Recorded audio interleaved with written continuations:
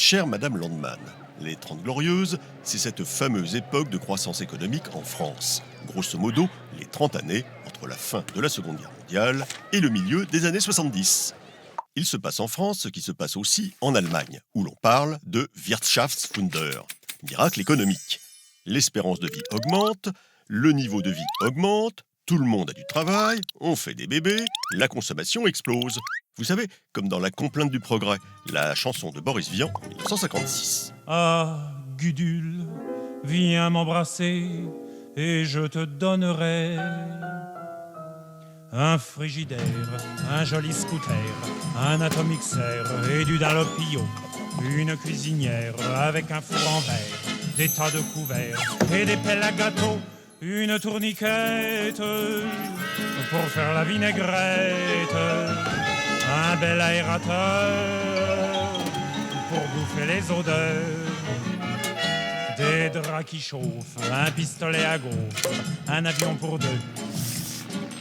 Et nous serons heureux.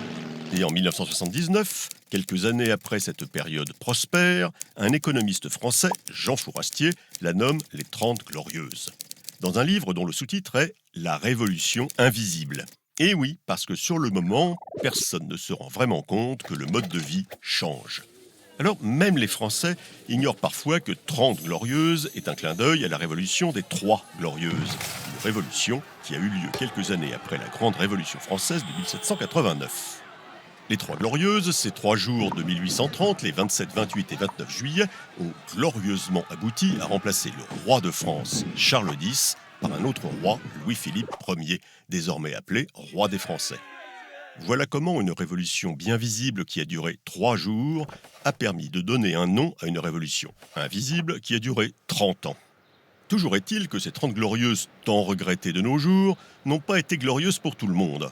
En France, c'est aussi l'époque de 2 guerres de décolonisation, celle d'Indochine et celle d'Algérie. 2 guerres pas forcément glorieuses.